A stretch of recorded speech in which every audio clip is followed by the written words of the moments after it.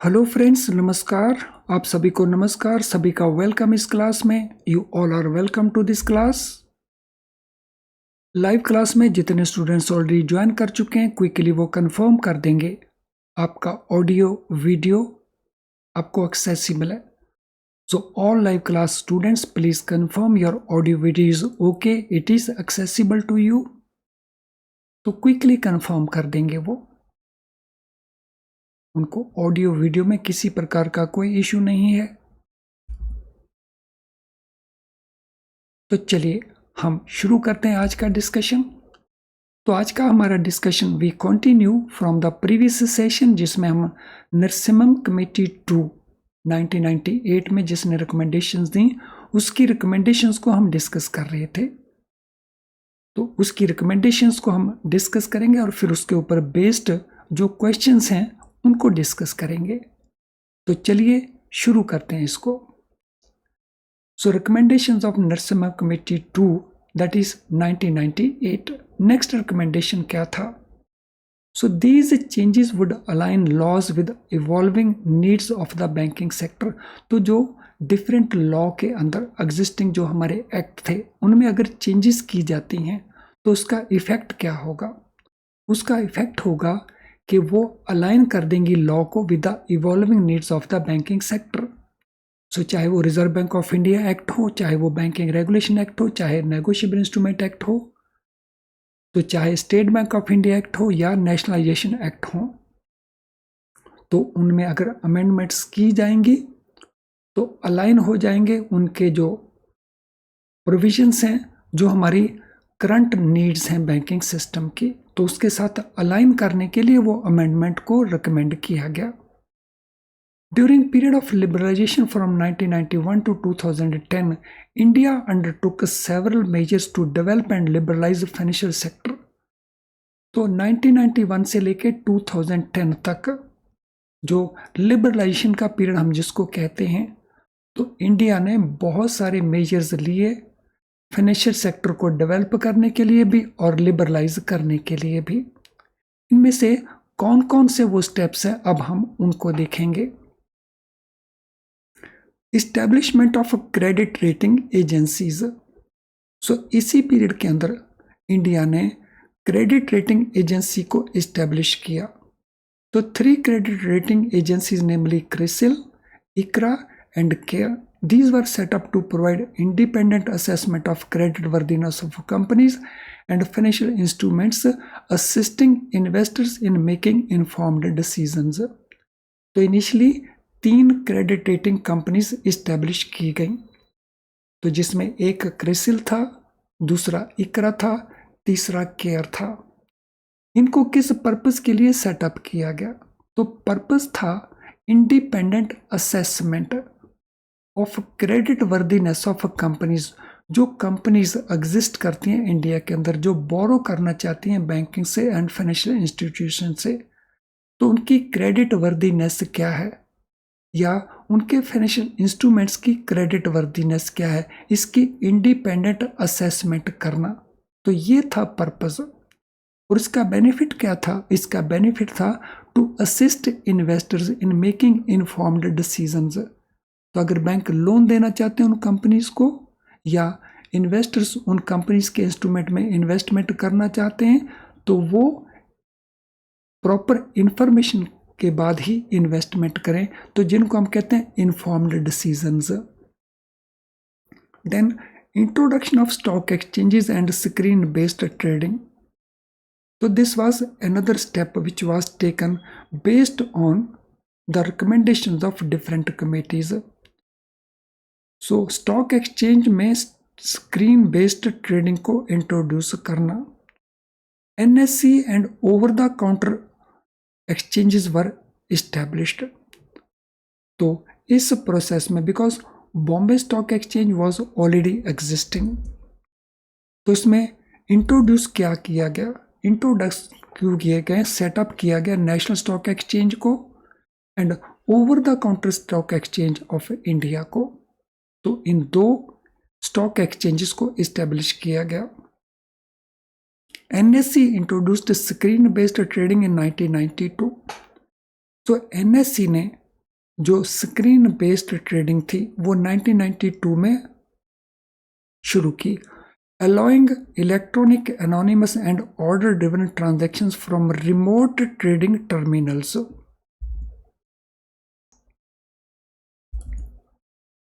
तो यहाँ पे मैं क्लैरिफाई करना चाहूँगा कि नेशनल स्टॉक एक्सचेंज इसको सेटअप किया गया था 1992 के अंदर, और सब्सिक्वेंटली इसने स्क्रीन बेस्ड ट्रेडिंग को भी इंट्रोड्यूस किया। और उसका बेनिफिट क्या रहा? allowing electronic anonymous and order driven transactions from remote trading terminals. तो इसका बेनिफिट क्या हुआ? इसका बेनिफिट ये रहा कि दूर दूर लोकेशंस के ऊपर बैठे लोग रिमोट ट्रेडिंग टर्मिनल्स के द्वारा वो इलेक्ट्रॉनिकली बगैर पता चलने के किसने ऑर्डर किया तो वो शेयर्स में सेल एंड परचेज कर सकते थे, तो जिसको हम कहते हैं screen based trading system. Implementation of Depositories Act 1996. So this act facilitated establishment of two depositories, namely Central Depository Services Limited and National Security Depositories Limited. So implementation किया गया डिपॉजिटरी एक्ट 1996 का। तो ये एक्ट 1996 में बना और उसको implement किया गया, और इससे दो नेशनल डिपॉजिटरीज क्रिएट की गई। तो one was CDSL and another was NSDL। तो इनका काम क्या था?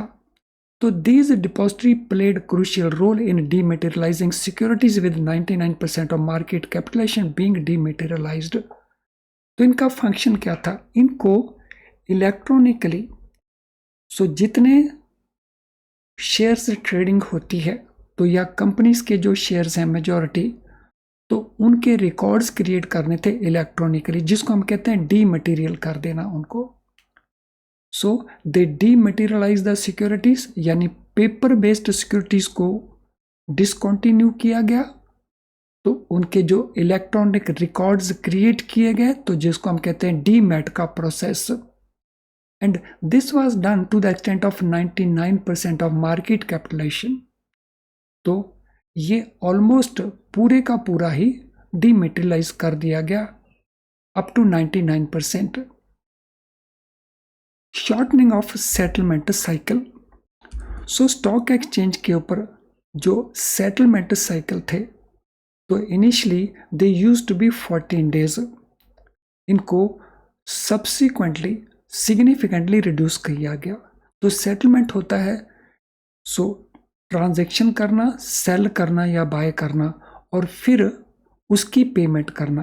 तो उसकी जो पेमेंट करने का प्रोसेस है या सिक्योरिटी को डिलीवर करने का प्रोसेस है, so that is called settlement process. और सेटलमेंट प्रोसेस का जो इनिशियल पीरियड 14 डेज का था, तो उसको सिग्निफिकेंटली रिड्यूस किया गया। तो ultimately it came to T+2 days. The introduction of rolling settlement on T+5 basis. So T+5 means 5 working days. Transaction plus 5. So 5 means 5 working days. So this was done in July 2001.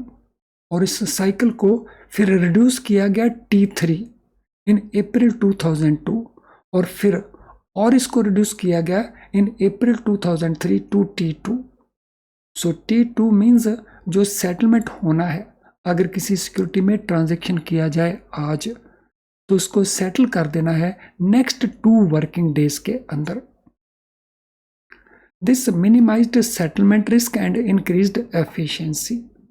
तो ये जो settlement cycle को reduce किया गया, इसका impact क्या हुआ? तो इसका इम्पैक्ट था कि जो सेटलमेंट रिस्क था तो उसको मिनिमाइज किया गया और एफिशिएंसी उससे इंक्रीज हुई। Then foreign institutional investment participation, FII का participation. In 1992 foreign institution investors were permitted to invest in India under portfolio investment schemes. So जो लिबरलाइजेशन आया, इकोनॉमिक रिफॉर्म्स आए, तो 1992 के अंदर इंडिया ने परमिट कर दिया फॉरेन इंस्टीट्यूशनल इन्वेस्टर्स को कि वो इन्वेस्ट कर सकते हैं इंडियन इक्विटी के अंदर अंडर पोर्टफोलियो इन्वेस्टमेंट स्कीम्स, जिसको हम कहते हैं PIS, पोर्टफोलियो इन्वेस्टमेंट स्कीम्स या foreign institution investment. They could participate in public issue of debt and equities with sectoral and overall limit set by the government। तो ये foreign institutional investors participate कर सकते थे पब्लिक इशू ऑफ डेट यानी bonds और debenture के public issue या equities के पब्लिक इशू, लेकिन कंडीशंस थी कि डिफरेंट सेक्टर्स में, so some restrictions were imposed by the government.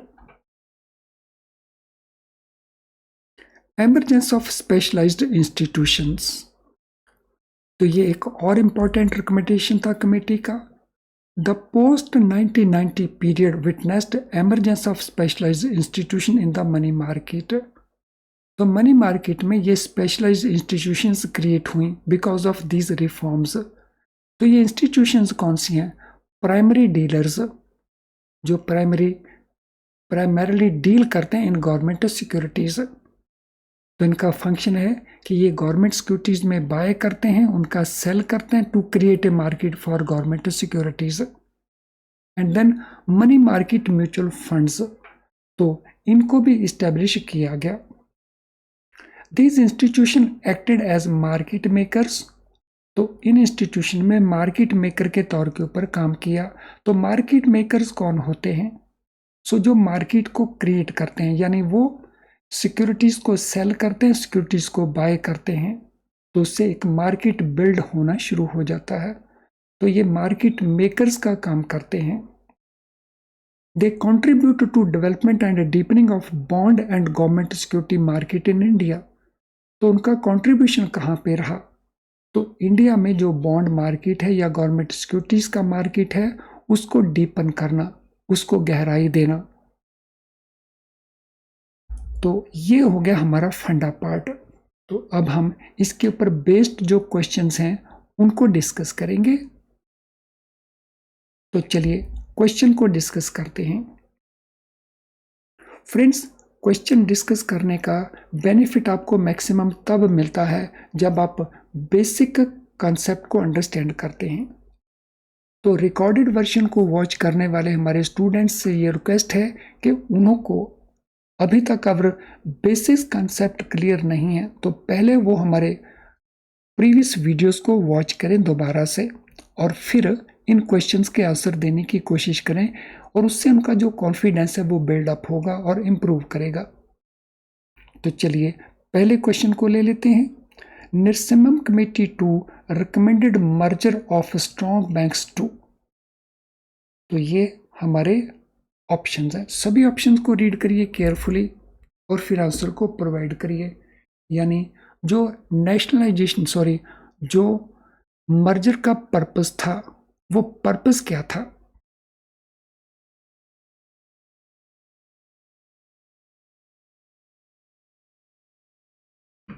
Strong बैंकों की मर्जर का पर्पस क्या था? ये हमारा पहला क्वेश्चन है। To increase number of banks in the industry, to improve competitiveness of weak banks, to enhance overall strength of the banking system, या to encourage more foreign investment in Indian banks। तो देखिए इनमें कौन सा option आपको लगता है कि वो करेक्ट है। तो अगर आपने कॉन्सेप्ट को अंडरस्टैंड कर रखा है तो टाइम नहीं लेना चाहिए, बड़ी आसानी से आप इन क्वेश्चंस के आंसर दे सकते हैं। सो क्वेश्चन नंबर 1 के लिए आंसर हमारा बनता है C, overall strength banking system को एनहेंस करना, इंक्रीज करना। Question 2, what is main objective of narrow banking as proposed by Narasimha committee 2। Narrow banking का कंसेप्ट जो प्रपोज किया इस कमेटी ने, उसके पीछे मेन ऑब्जेक्टिव क्या है? तो ये हमारे ऑप्शंस हैं, read every option carefully. Encourage banks to focus on diverse range of services, restrict weak banks from making risky investments, promote investment in long-term assets for higher returns, reduce capital adequacy norms for banks. तो कौन C option आपको लगती है narrow banking को propose करते हुए वो purpose सर्व करेगी? Question number 2।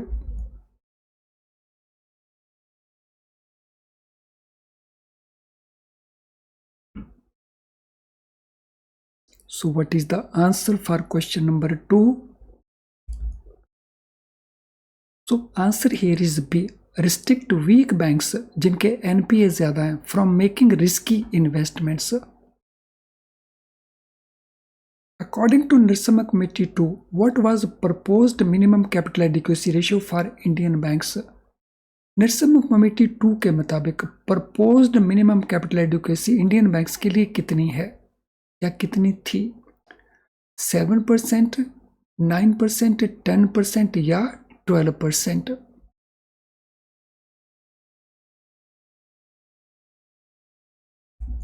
So what was proposed minimum capital adequacy ratio?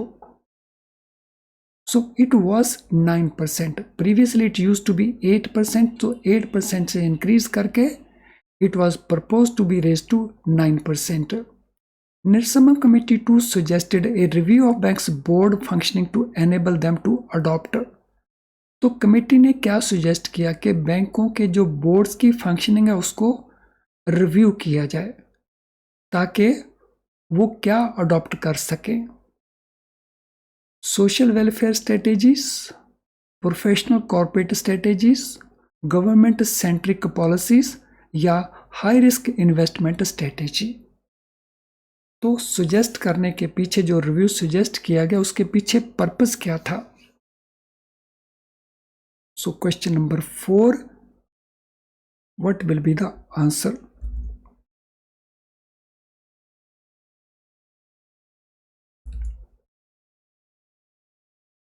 So purpose here was कि जो बैंक बोर्ड अडॉप्ट करें प्रोफेशनल कॉर्पोरेट स्ट्रेटेजी को। तो option B is the answer. Question number 5. Which major law governing banking industry in India did committee recommend to be reviewed or amended? तो committee ने कौन से major acts को जो banking industry को govern करते हैं उनमें रिव्यू किया जाए और उनको अमेंड किया जाए ये रिकमेंड किया? RBI act and income tax act, companies act and securities contract regulation act, banking regulation act and bank nationalisation act, foreign exchange act and competition act. तो इनमें से 4 में से कौन सा हमारा करेक्ट आंसर बनता है? तो इनमें 2 एक्ट दिए गए हैं जिनमें से एक एक्ट सही है दूसरा एक्ट सही नहीं है। तो कौन सा है जिसमें दोनों ही एक्ट का नाम सही लिया गया है? तो वो हमने इसमें लोकेट करना है। Question number 5. So what shall be the answer for question number 5?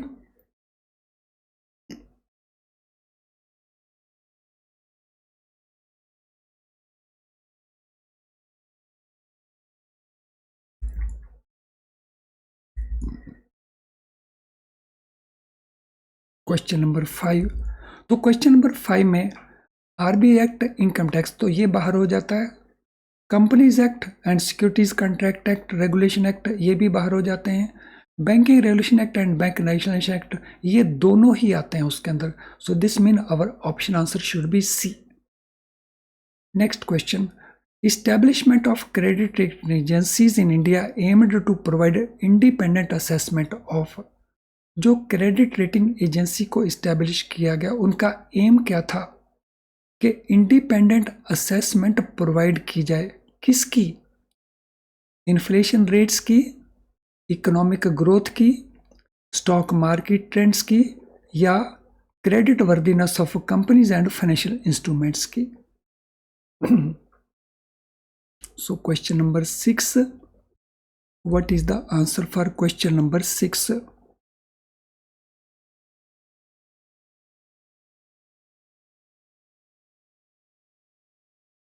So बहुत क्लियरली डिमार्केटेड आंसर लग रहा है।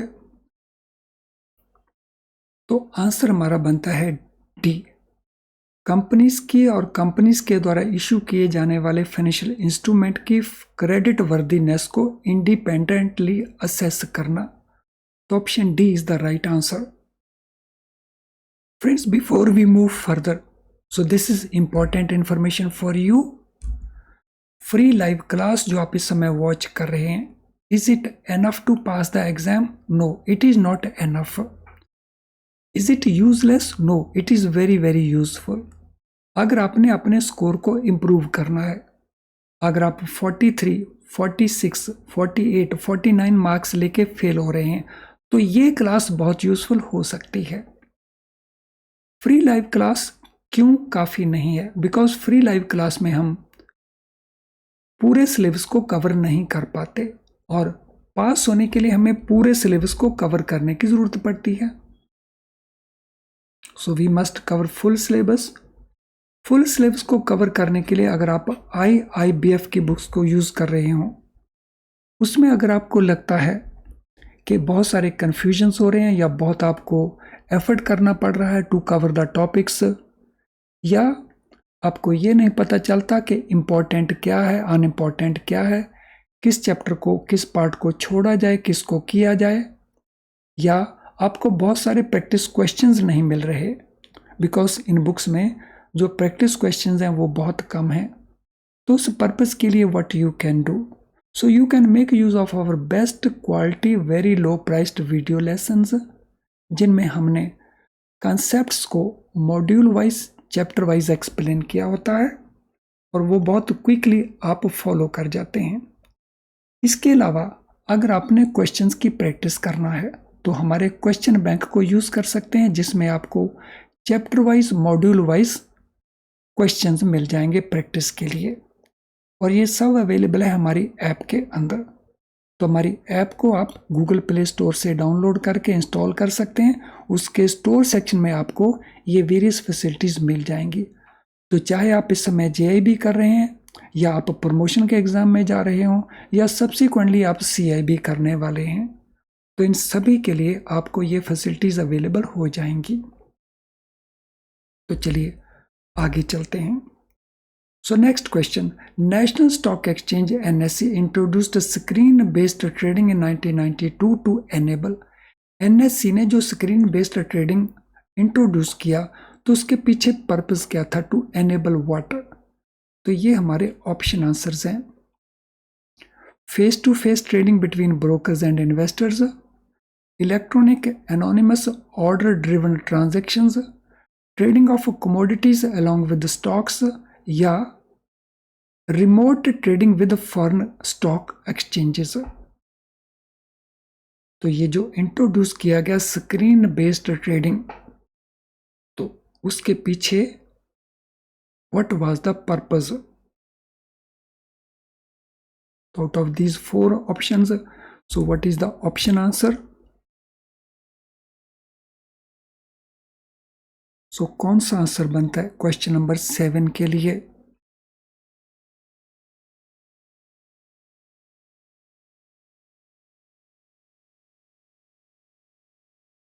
आंसर हमारा बनता है electronic anonymous and order driven transaction. Anonymous क्या होता है? एनोनिमस होता है कि जिसने बाय करना है या जिसने सेल करना है, दूसरी तरफ ये पता नहीं होता कि इनको कौन बाय कर रहा है, कौन सेल कर रहा है। अगर ए बाय कर रहा है और बी सेल कर रहा है, तो ए को नहीं पता चलेगा कि बी बाय सेल कर रहा है, और बी को नहीं पता चलेगा कि ए बाय कर रहा है। Next question. Depositories Act 1996 facilitated establishment of 2 depositories in India, primarily for। तो जो डिपॉजिटरी एक्ट 1996 का था, उसने 2 डिपॉजिटरी सेटअप करवाई इंडिया में। उसके पीछे प्राइमरी रीजन क्या था? Primarily for increasing cash flow in the stock market, trading government securities only, demat securities and easing settlements, या प्रोवाइडिंग क्रेडिट रेटिंग सर्विसेज। तो जो डिपॉजिटरीज हैं प्राइमरली उनको इस्टेब्लिश किया गया इनमें से किस पर्पस के लिए? Question number 8।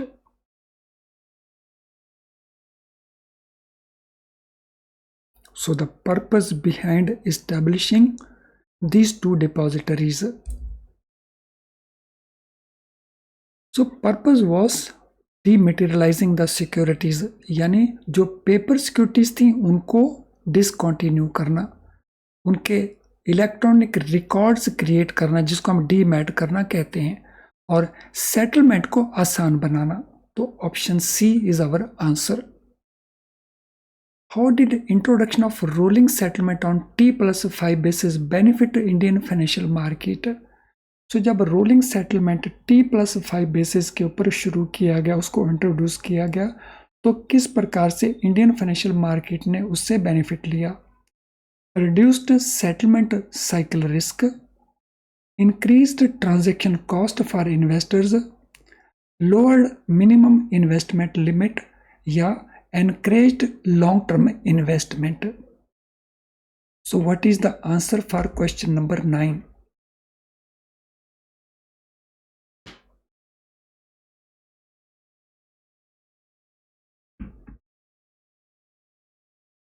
क्वेश्चन नंबर 9 के लिए क्या आंसर बनता है? सो बेनिफिट था रिड्यूस्ड सेटलमेंट साइकिल रिस्क। जो सेटलमेंट है अगर वो डिले से उसका पीरियड फिक्स किया है तो उसमें नॉन सेटलमेंट का रिस्क राइज हो जाता है, तो उस रिस्क को रिड्यूस करने के लिए तो इसने बहुत इंपॉर्टेंट रोल प्ले किया। तो ऑप्शन हमारा आंसर बन गया ए। Foreign institutional investors FII were allowed to invest in India under PIS portfolio investment schemes within sectoral and overall limit set by government. So इसके पीछे aim क्या था? So this step aimed to promote domestic investment in India, encourage small scale investors to participate in the market, attract more foreign capital into Indian economy, limit influence of foreign investors in the Indian stock market. तो M इनमें से कौन सा था? Question number 10, कौन सा answer आपको लगता है कि वो आंसर करेक्ट है? Question number 10, what is the answer?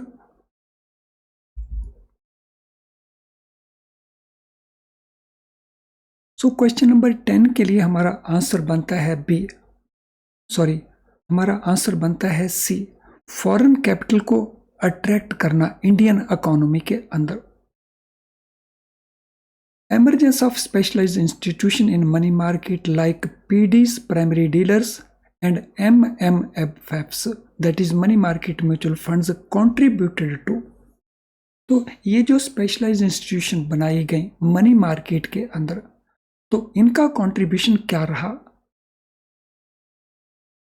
हमारे ऑप्शंस हैं increased inflation, development and deepening of bond and government securities market, decline in stock market performance, या lower interest rates on loans. तो इनका इम्पैक्ट क्या रहा? इनकी contribution इनमें से किस एरिया में रही? क्वेश्चन नंबर 11, तो where they were able to contribute, inflation rate increase कर दिया उन्होंने, development and deepening bond and government security market हुआ, स्टॉक मार्केट के परफॉर्मेंस में डिक्लाइन, या इंटरेस्ट रेट लोन्स को रिड्यूस करना। तो आंसर हमारा बनता है B, development and deepening of bonds and government securities market. Which measure played a crucial role in demat securities and resulted in 99% market capitalization being dematerialized? तो कौन सा वो इंपॉर्टेंट मेजर था जिसने इंपॉर्टेंट रोल प्ले किया? So paper securities को बंद करके demat securities up to 99% market cap का क्रिएट कर देना, introduction of screen based trading के कारण, establishment of credit rating agencies के कारण, शॉर्टनिंग ऑफ सेटलमेंट साइकिल्स के कारण, या इम्प्लीमेंटेशन ऑफ डिपॉजिटरीज एक्ट 1996 के कारण। तो इनमें से कौन सा वो रीजन है जिससे डीमैट हुआ हमारा market capitalisation to the extent of 99%? So what is answer to question number 12?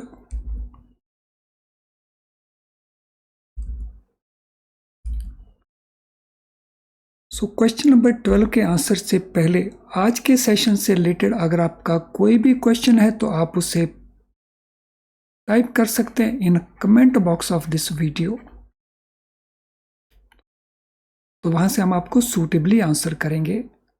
अगर आपकी कोई अदर रिक्वायरमेंट है तो आप हमारे इस ईमेल आईडी को यूज़ कर सकते हैं, यहाँ पे अपने मैसेज को पोस्ट कर सकते हैं, या हमारी ऐप का जो मैसेज बॉक्स है तो वहां पे भी आप पोस्ट कर सकते हो अपने मैसेज को।